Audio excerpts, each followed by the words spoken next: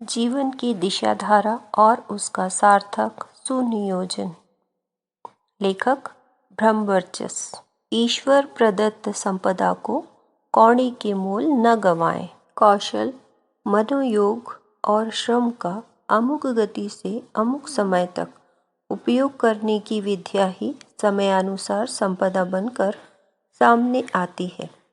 इस तथ्य को समझ लेने पर इस तथ्य का रहस्योद्घाटन होता है कि समय का सुनियोजन ही धन है। भ्रष्ट प्रचलनों ने जो अपवाद खड़े किए हैं वे मान्यता प्राप्त नहीं कर सकते। उन्हें तो बुहार फेंकने की ही गति है। यह प्रक्रिया आज नहीं तो कल संपन्न करनी ही है। अर्थ क्षेत्र की विकृतियां तो मानवीय गरिमा, संभावना और सौजन्य की सभ्यता को ही जड़ मूल से उखाड़ देगी।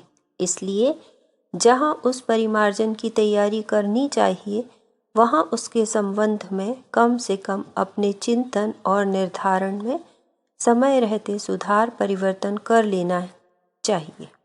धन की आवश्यक ललक पर अंकुश लग सके और उसके उपार्जन में अपना तथा कुटुंबियों का अधिक श्रम मनोयोग लग सके तो समझना चाहिए कि अर्थ समस्या का समाधान हुआ और एक ऐसा बड़ा व्यवधान हटा जो किसी उच्च स्तरीय प्रयोजन के लिए समय, श्रम और मनोयोग लग सकने जैसी स्थिति ही नहीं बनने देता। समझना चाहिए कि समय ईश्वर प्रदत्त ऐसा अनुदान है जिसे श्रम के साथ संयुक्त कर देने के उपरांत अपनी क्षमता प्रकट करता है। वह क्षमता ही मनुष्य की वास्तविक शक्ति सामर्थ्य है। उसके बदले किसी भी दिशा में चला जा सकता है और किसी भी लक्ष्य तक पहुंचा जा सकता है। मनुष्य को सर्वसमर्थ कहा गया है। वह सच्चे अर्थों में अपना भाग्य विधाता और भविष्य निर्धारक है। पर यह तथ्य साकार तभी होता है जब समय के साथ श्रम और मनोयोग का समन्वय करके अभीष्ट प्रयोजन में संकल्प पूर्वक नियोजित किया जाए। कौन कितना जिया, इसका लेखा जोखा वर्ष, महीने या दिनों को गिनकर नहीं करना चाहिए, वरन देखा जाना चाहिए कि जीने वाले ने उस अवधि को किन प्रयोजनों में कितनी तत्परता पूर्वक नियोजित किया। हो सकता है कि कम समय जीने वाला शंकराचार्य और विवेकानंद की तरह अपने अविस्मरणीय पद चिन्ह छोड़े और सराहनीय कृतियों के पर्वत खड़े करे। साथ ही यह भी हो सकता है कि कोई शतायु होकर मरे किंतु निरर्थक दिन बिताए और असंतोष उगाए। बहुमूल्य मानव जीवन का एक एक क्षण अनमोल है। हर सांस को हीरे मोतियों से तोला जा सकता है। जिसने इस तथ्य को जाना, समझना चाहिए उसने जो सबसे अधिक महत्व का था उसे जान लिया। बुद्धिमता की प्रशंसा तब है जब समय के सदुपयोग का उच्च स्तरीय निर्धारण बन सके। जिसकी भी प्रज्ञा ने इस प्रकार अनुग्रह प्रदान किया है उसे सच्चे अर्थों में भाग्यवान कहना चाहिए।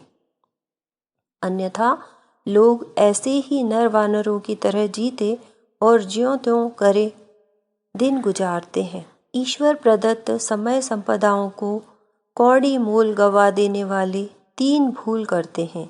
एक यह कि आलस्य, प्रमाद, विलास, विनोद में समय काटते हैं। दूसरे ललक लिप्सा की पूर्ति के लिए धन बटोरने में लगे रहते हैं। आम आदमी का अधिकांश समय नियोजन प्रायः इन्हीं दो कामों के लिए होता है। तीसरे स्तर के कुछ उद्यत प्रकृति के ऐसे भी होते हैं जो विनाश विध्वंस में लगे रहते हैं अथवा दर्प दिखाने, ठाठ बनाने के लिए, प्रशंसा सुनने के लिए ऐसे कृत्य करते हैं जिसमें प्रवंचना और विडंबना के अतिरिक्त और कोई सार तत्व नहीं होता। इन प्रयोजनों की परिणति पर ध्यान दिया जाए और महामानवों द्वारा अपनाई गई गतिविधियों का तुलनात्मक अध्ययन किया जाए तो प्रतीत होगा कि दोनों के मध्य जमीन आसमान जितना अंतर है। दोनों की उपलब्धियों में इतना अंतर है जिन्हें कांच और हीरे जैसा कहा जा सके। आलसी, प्रमादी, अनगढ़, पिछड़ी परिस्थितियों में पड़े हैं। तृष्णातुर उद्यमी तो होते हैं, पर उनकी योग्यता उस अनावश्यक संचय और अवांछनीय उपभोग में लग जाती है जिसकी निरर्थकता को सहज समझा जा सकता था और देखा जा सकता था कि लालच में जिस सुखोपभोग की आशा की गई थी उसकी छाया ही दीवा स्वप्न की तरह लुभाती रही। पल्ले खींच और थकान के अतिरिक्त और कुछ लगा नहीं। बड़प्पन और दर्प की विडंबना और भी अधिक उपहासास्पद है। इस नक्कार खाने में तूती की क्या विसात। एक से एक प्रतापी कठपुतली जैसा नाच दिखाकर बाजीगर की झोली में घुस गए। यहाँ कौन किसका बड़प्पन मानता है? अपनी चिंता समस्याओं से फुर्सत नहीं, फिर कौन किसका दर्प देखे और किस लिए, किस किस समय किसको सराहे। अपनी ओर ध्यान खींचने और चकाचौंध उत्पन्न करने की लिप्सा को बचकानी बाल क्रीड़ा के अतिरिक्त और कुछ कहते ही नहीं बनता। यही है वे ललक लिप्साएं जिसमें जिंदगी का बहुमूल्य अवसर ऐसे ही गुम जाता है। विदाई के दिनों ईश्वर प्रदत्त अनुदान को किस निमित्त उपयोग किया, यह सोचने का अवसर मिलता है तो प्रतीत होता है कि भूल ही भूल में उस वैभव को गंवा दिया गया जिसके सही सदुपयोग की बात यदि सूझ पड़ी होती तो सार्थकता का स्वरूप ही दूसरा होता। दूरदर्शी विवेकशीलता। महाप्रज्ञा यदि किसी बड़भागी पर अनुग्रह करे तो उसका स्वरूप एक ही होना चाहिए कि वह जीवन संपदा की गरिमा समझे और उसके सदुपयोग की बात सोचे।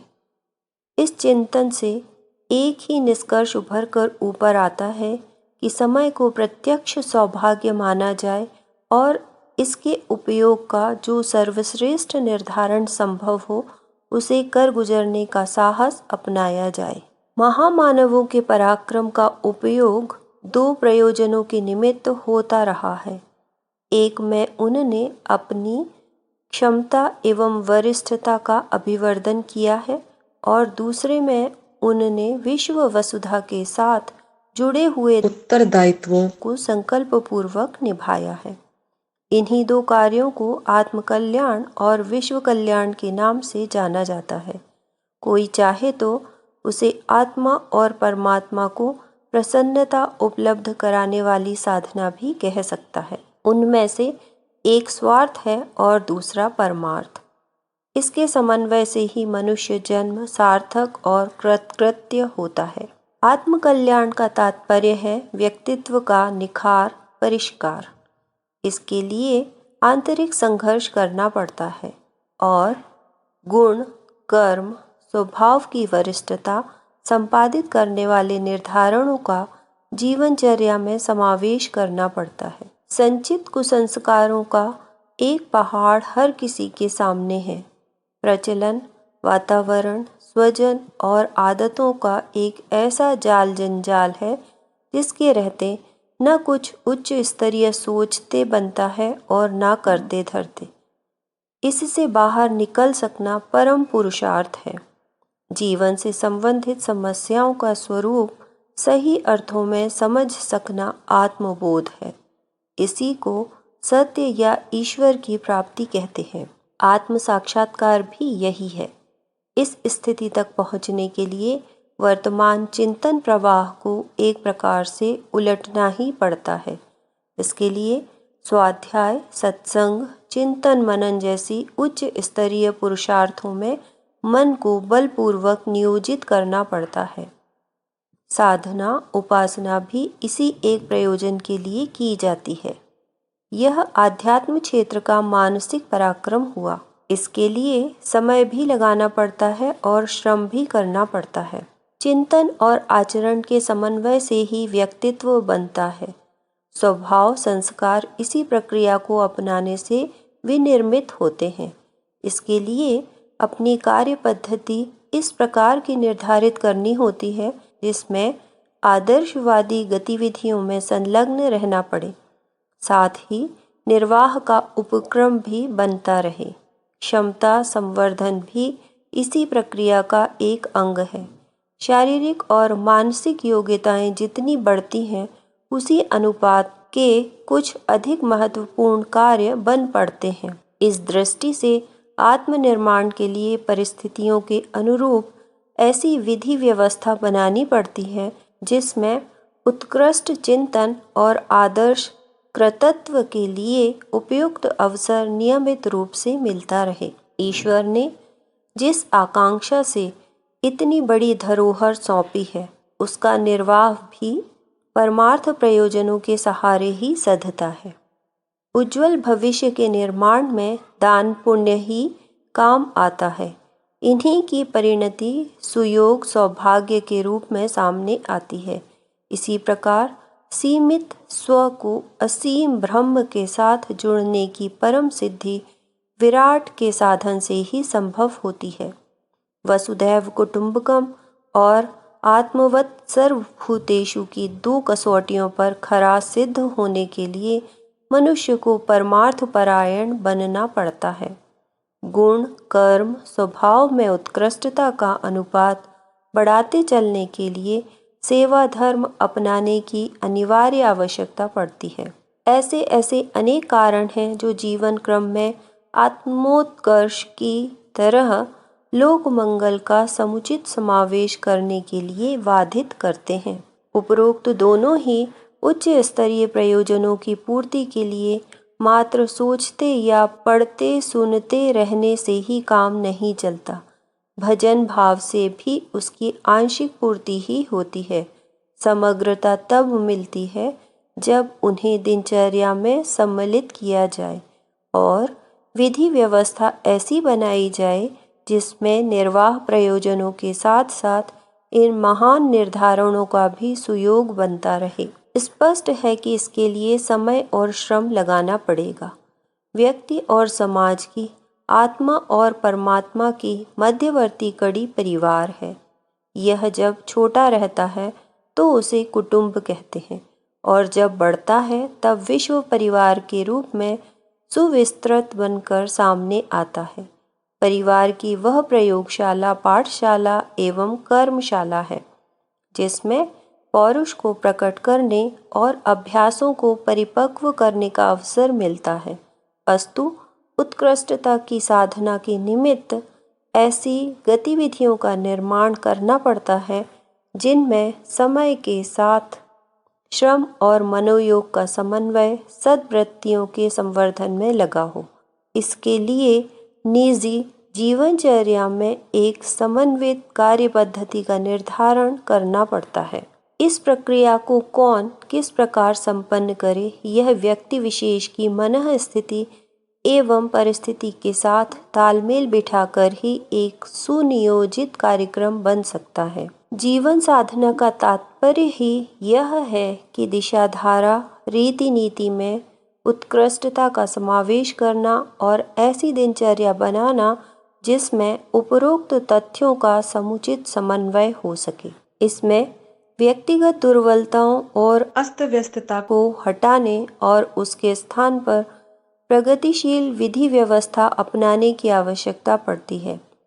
आजीविका के औचित्य एवं स्तर को नए सिरे से निर्धारित करना होता है।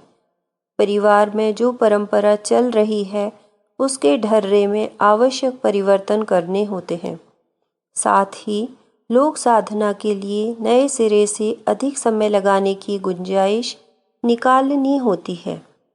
ये सभी ऐसे काम हैं जो उथली कल्पना करते रहने से नहीं बन पड़ते, वरन अवांछनीयताओं के उन्मूलन और सत्परंपराओं के प्रचलन परिपोषण के लिए ऐसा ताना बाना बुनना पड़ता है मानो कोई बड़ा उद्योग व्यवसाय खड़ा करने के लिए योजना बनाने, पूंजी जुटाने, शिल्पियों को कार्यरत करने तथा उत्पादन को खपाने का सरंजाम खड़ा किया जा रहा हो। राष्ट्रीय बचत की पंचवर्षीय योजनाओं का ढांचा खड़ा करने में जैसे कौशल की आवश्यकता पड़ती है, प्रायः वैसी ही सूझबूझ प्रगतिशील जीवन के अभिनय निर्धारण के लिए आवश्यक होती है। इससे कम में बात ही नहीं बनती। यहाँ जादू चमत्कार जैसा कुछ है नहीं। जिसे जो कुछ उपलब्ध हुआ है वह उसके नियोजन, निर्धारण और पुरुषार्थ का ही प्रतिफल है। इसका समन्वय ही दैवी वरदान के नाम से जाना जाता है। जीवनचर्या में परिवर्तन कायाकल्प है। दृष्टि और प्रयास में घुसी हुई अवांछनीयता को हटाकर उसके स्थान पर उत्कृष्टता को प्रतिस्थापित किया जा सके तो समझना चाहिए कि महानता का श्रेय साधन हस्तगत हो गया। पर यह हो कैसे? इसका एक ही उत्तर है कि उच्च स्तरीय निर्धारणों को कार्यान्वित करने के लिए समय संपदा का नियोजन किया जाए। उसके साथ श्रम और मनोयोग को भी संयुक्त रखा जाए। इससे बिना समुन्नत जीवन क्रम का श्रेय साधन संपन्न कर सकने का कोई मार्ग नहीं। अभीष्ट प्रयोजन के लिए समय निकालें कैसे? मनोयोग जुड़े कैसे? श्रम संलग्नता बने कैसे? इन समस्याओं का समाधान एक ही है कि जिन ललक लिप्साओं में इतने दिनों अपनी क्षमताएं संलग्न रही हैं उन्हें वहां से विरत किया जाए। वैराग्य इसी का नाम है। जिस त्याग संन्यास की चर्चा आध्यात्म क्षेत्र में होती रहती है उसका तात्पर्य कर्तव्यों, उत्तरदायित्वों को छोड़ बैठना नहीं, वरन यह है कि अवांछनीय ललक लिप्साओं से अपने समय श्रम को बचाने छुड़ाने का प्रयास किया जाए ताकि उस बचत को सत्प्रयोजनों में लगाकर प्रगति के उच्च शिखर तक पहुंच सकना बन पड़े। उत्थान और पतन के दो सर्वविदित राजमार्ग हैं। तृष्णा ग्रसित होकर वैभव, विलास और अहंता की परितृप्ति के प्रयास में संलग्न रहा जा सकता है। इसमें न समय बचने वाला है, न श्रम, न मनोयोग। इस मिट्टी को जितना प्रज्वलित किया जाएगा उतनी ही ऊंची लपटें उठेंगी और उतना ही अधिक ईंधन मांगेंगी। इस स्तर की लालसा यदि आतुरता स्तर तक जा पहुँचे